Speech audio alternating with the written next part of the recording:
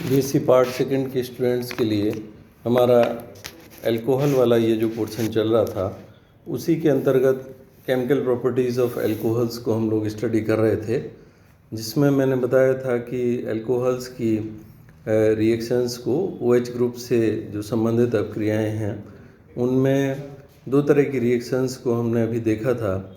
एक तो वो रिएक्शंस जिसमें कि अल्कोहल के OH ग्रुप के ऑक्सीजन एवं हाइड्रोजन के बंध का विदलन होता है, और दूसरी वो रिएक्शंस जिनमें कि कार्बन और OH बंध के विदलन होता है। लास्ट वीडियो में मैंने C और OH के बंध विदलन की अपक्रियाएं हैं उनको मैंने डिस्कस किया था, जिसमें एल्काइल हैलाइड के फॉर्मेशन की जो अपक्रिया है उसको देखा था, और उसमें हमने देखा था कि अल्कोहल्स की रिएक्शन है वो हैलो अम्लों से कराने पर एल्काइल हैलाइड्स का फॉर्मेशन हो जाता है, और अपक्रिया का जो मैकेनिज़्म है वो SN1 और SN2 दोनों प्रकार से अपक्रिया होती है। पिछले वीडियो में SN1 और SN2 दोनों तरह की अपक्रियाओं को उनका डिस्कशन किया था। इसी तरह की जिसमें C और OH के बीच का बंध विदलन होता है, उसी तरह की अपक्रियाओं में फास्फोरस हैलाइड्स के साथ में अपक्रिया आती है। फास्फोरस हैलाइड्स में हम फास्फोरस ट्राइक्लोराइड PCl3 भी ले सकते हैं, और फास्फोरस पेंटाक्लोराइड PCl5 भी ले सकते हैं। इन अपक्रियाओं में भी C तथा OH के बीच का बंध विदलन होकर के क्रमशः फास्फोरस क्लोराइड और फास्फोरस ट्राइक्लोराइड और फास्फोरस पेंटाक्लोराइड लेने पर है वो अल्काइल क्लोराइडों का फॉर्मेशन होगा। इन रिएक्शंस को हम देखते हैं। ये भी अपक्रियाएं अल्कोहल से अल्काइल हैलाइड बनाने में काम में आती हैं, अर्थात अगर हमारे लिए अल्काइल क्लोराइड बनाना है तो हम इन रिएक्शंस को फास्फोरस हैलाइड वाली रिएक्शंस को काम में ले सकते हैं। ये हम यहाँ पर रिएक्शन देखेंगे कि अल्कोहल की रिएक्शन है वो PCl3 से कराने पर है RCl और H3PO3 फास्फोरस एसिड का इसमें फॉर्मेशन हो जाता है बाई प्रोडक्ट के रूप में।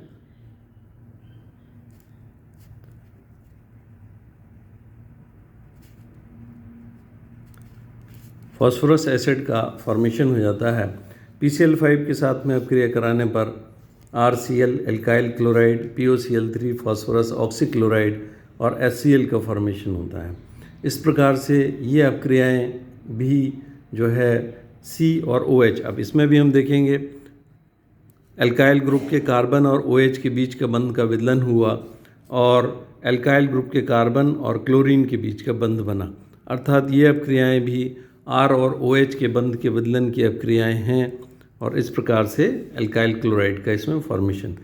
इन रिएक्शंस के द्वारा अगर हमें एल्काइल क्लोराइड बनाना है तो एक ड्रॉबैक है इसमें। ड्रॉबैक ये है कि इसमें बनने वाले जो बाई प्रोडक्ट हैं, जैसे फास्फोरस एसिड है या यहाँ पर ये फास्फोरस ऑक्सीक्लोराइड है,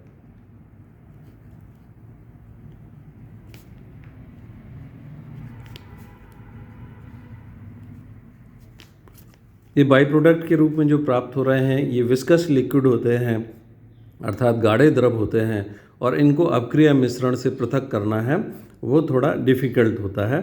तो ये रिएक्शंस एल्काइल क्लोराइड को बनाने की अच्छी विधियों के अंतर्गत नहीं आती हैं।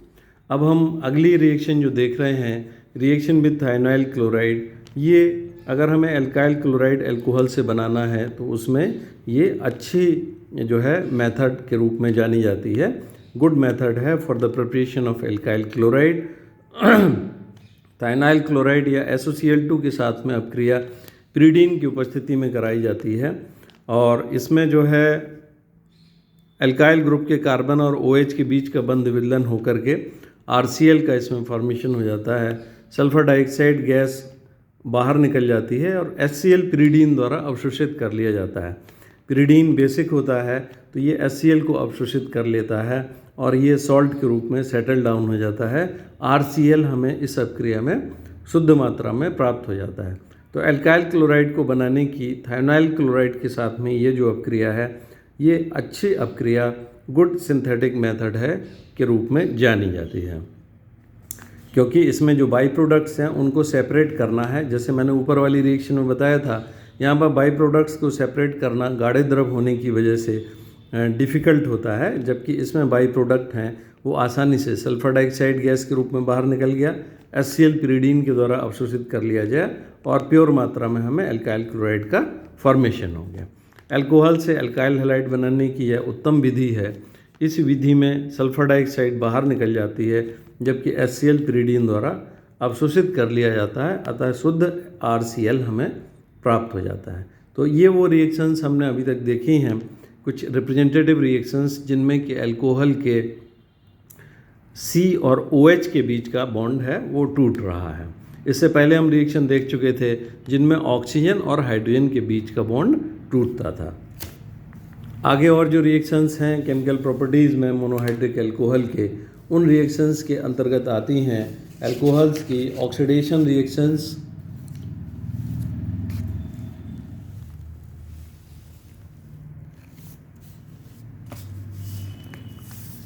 ऑक्सीडेशन रिएक्शंस ऑफ अल्कोहल्स हैं। ये भी इम्पोर्टेंट रिएक्शंस हैं। ऑक्सीजन का योग होना किसी भी यौगिक में ऑक्सीडेशन है, या फिर हाइड्रोजन का निष्कासित होना है, वो ऑक्सीडेशन कहलाता है।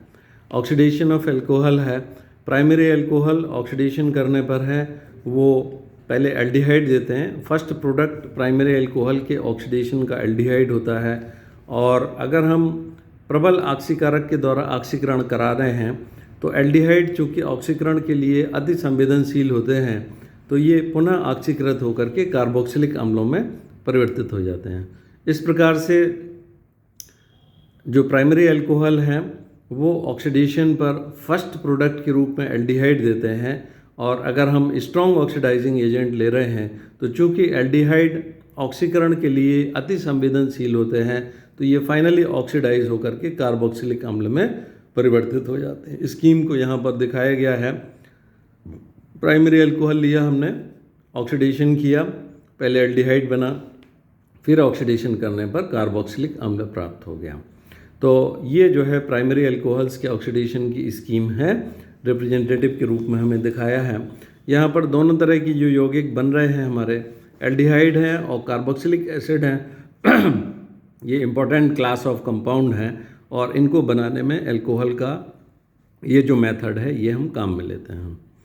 अब है, जैसा मैंने बताया है, अगर हम स्ट्रॉन्ग ऑक्सीडाइजिंग एजेंट लेते हैं तो उसके द्वारा तो ऑक्सीडेशन क्रमशः होकर के हमें फाइनल प्रोडक्ट के रूप में कार्बोक्सिलिक अम्ल प्राप्त होगा। लेकिन अगर हम यही ऑक्सीडेशन की अपक्रिया है वो N-ब्रोमोसक्सिनामाइड के द्वारा करते हैं। N-ब्रोमोसक्सिनामाइड, जिसको हम NBS शॉर्ट में कहते हैं, N-ब्रोमोसक्सिनामाइड इस प्रकार से है। N-ब्रोमोसक्सिनामाइड ये सक्सिनिक एसिड से पहले हमने उसका एमाइड बनाया, और फिर ब्रोमिनेशन के द्वारा N-ब्रोमो, नाइट्रोजन पर ब्रोमीन उपस्थित है, तो ये जो है N-ब्रोमोसक्सिन।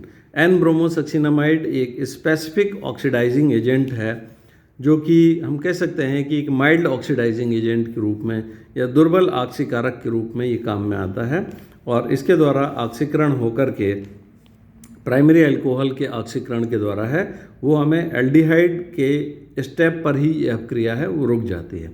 एल्डिहाइड के स्टेप पर यह क्रिया रुक जाती है, और ये सक्सिनामाइड में फाइनली परिवर्तित हो गया, HBr है वो बाहर निकल गया। इस प्रकार से प्राइमरी अल्कोहल के ऑक्सीकरण पर जो एल्डिहाइड हैं वो जो है हमारे लिए मुख्य उत्पाद के रूप में यहाँ पर प्राप्त हो जाते हैं।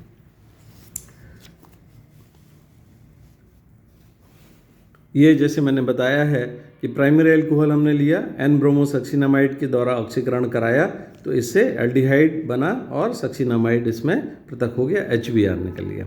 इसी प्रकार से अगर हम केवल एल्डिहाइड के स्टेप पर ही अपक्रिया को रोकना चाहते हैं तो सेरेट कोलिन रिएजेंट्स के द्वारा ऑक्सीकरण करने पर भी ये अपक्रिया एल्डिहाइड के स्टेप पर रुक जाती है। सेरेट कोलिन्स रिएजेंट क्या कहलाते हैं? क्रोमियम ट्राइऑक्साइड और पिरिडीन का मिश्रण है, ये सेरेट कोलिन रिएजेंट कहलाता है। यह भी प्राइमरी अल्कोहल का ऑक्सीडेशन एल्डिहाइड पर रोकता है। प्राइमरी अल्कोहल लिया, सेरेट कोलिन रिएजेंट के द्वारा ऑक्सीकरण कराया, तो ये एल्डिहाइड पर ये रिएक्शन है ये स्टॉप हो जाती है। नेक्स्ट है ऑक्सीडेशन बाय हीटेड सिल्वर और ऑक्सीजन। ऑक्सीजन का प्रवाह जब हीटेड सिल्वर की उपस्थिति में अल्कोहलों से किया जाता है तो यहाँ पर है ये ऑक्सीडेशन होकर एल्डिहाइड पर ये रिएक्शन है, ये रिएक्शन भी रुक जाती है। इनफैक्ट है इसमें क्या होता है कि जो ऑक्सीजन है ये सिल्वर की उपस्थिति में 250 डिग्री सेंटीग्रेड पर ऑक्सीजन रेडिकल में परिवर्तित हो जाता है। 1/2O के रूप में इसको एक ऑक्सीजन के परमाणु को यहाँ पर शो किया हुआ है, जो नेसेंट ऑक्सीजन है उसके द्वारा ऑक्सीकरण होकर के एल्डिहाइड हमें प्राप्त होता है। तो इस प्रकार से इस अपक्रिया के द्वारा भी हम वन स्टेप प्रोसेस में एल्डिहाइड का जो है फॉर्मेशन तक इस अपक्रिया को रोक सकते हैं। ओपन आर ऑक्सीडेशन भी इसी तरह की अपक्रिया है, इसमें भी ऑक्सीडेशन वन स्टेप पर है वो रुक जाता है। ओपन आर ऑक्सीडेशन में टर्सरी ब्यूटाइल क्रोमेट की उपस्थिति में ये अपक्रिया होती है और ये प्राइमरी अल्कोहल ऑक्सीडाइज होकर के एल्डिहाइड में कन्वर्ट हो जाते हैं। टर्सरी ब्यूटाइल अल्कोहल है, टर्सरी ब्यूटाइल अल्कोहल और क्रोमियम ट्राइऑक्साइड के द्वारा है टर्सरी ब्यूटाइल क्रोमेट का फॉर्मेशन होता है। तो ये Oppenauer oxidation name reactions के अंतर्गत आती है, जिसमें टर्सरी ब्यूटाइल क्रोमेट, यहाँ पर ये दिखाया गया है टर्सरी ब्यूटाइल क्रोमेट कैसे प्राप्त होगा। टर्सरी ब्यूटाइल अल्कोहल और क्रोमियम ट्राइऑक्साइड के द्वारा टर्सरी ब्यूटाइल क्रोमेट का फॉर्मेशन होता है और टर्सरी ब्यूटाइल क्रोमेट की उपस्थिति में प्राइमरी अल्कोहलों का ऑक्सीडेशन होकर के एल्डिहाइड प्राप्त हो जाते हैं।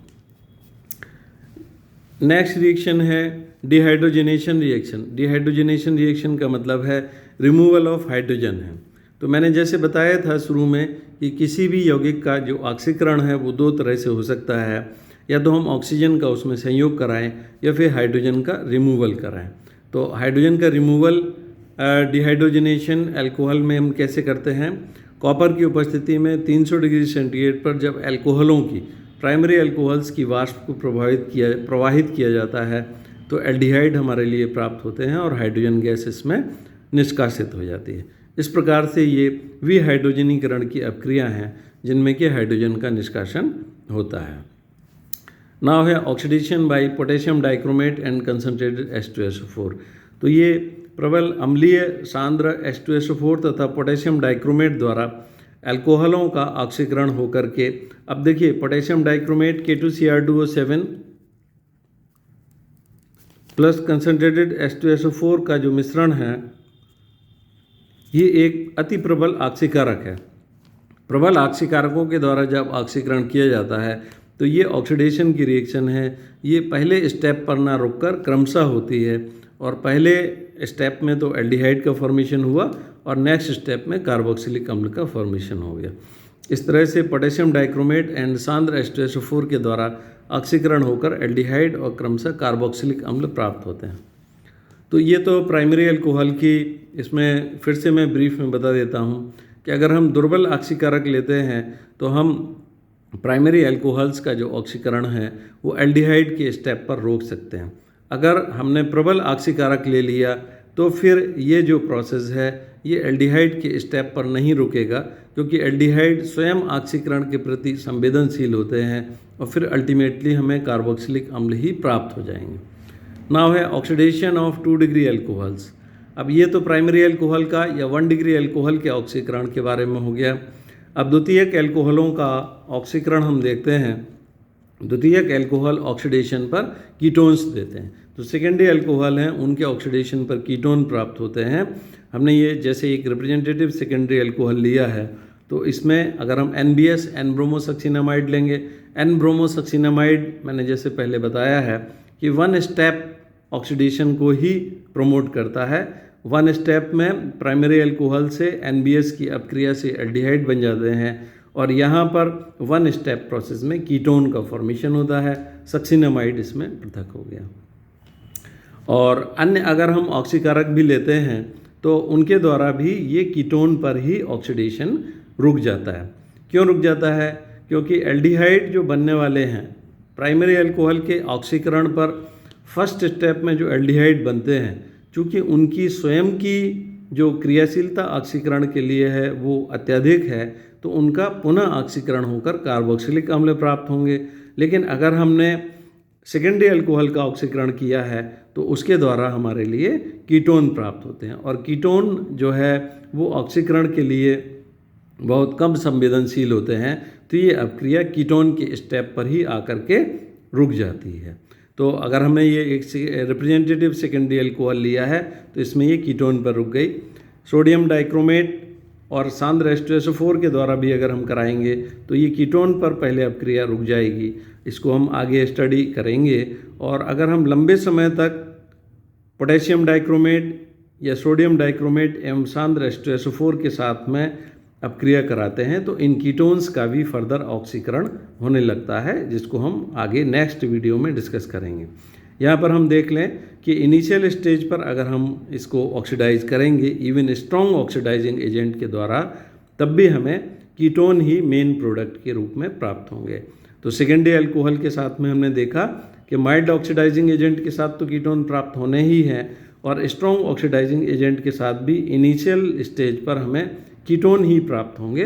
अगर हम और आगे बहुत लंबे समय तक उसको इन स्ट्रॉन्ग ऑक्सीडाइजिंग एजेंट्स के साथ में अपक्रिया कराते हैं तो फिर कीटोन्स का फर्दर ऑक्सीडेशन हो सकता है।